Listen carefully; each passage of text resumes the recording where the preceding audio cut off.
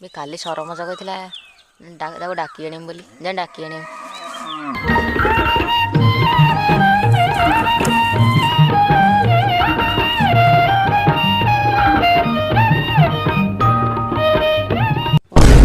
ମଦନା କଣ ହାଣ୍ଡିଆ ବି ଶୋଇଛି ଜୀବନି ନା କଣ ସେ ଉଠେଇମି।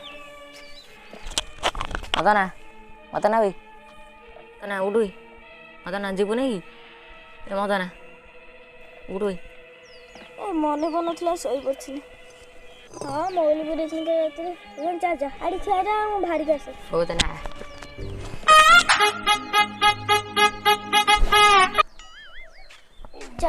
ଆଇଲୁଣି କି ଚା ଆସିବେ ଆସିକି 5ଟା 10ଟା ଦେଲାଣି ଏ ବାଇଗଣୀ ଆସ ଆସ କୁଆଡ଼େ ଥିଲ ନା ସରପଞ୍ଚ ଆଉ ଏଇ ମଦ ଭାଇ ଶୋଇପଡ଼ିଥିଲା। ଏମିତି କେତେ ହେଲାଣି ତା କାମ କରିବ ମୁଁ ଏଇଠି ଚାଲିଛି।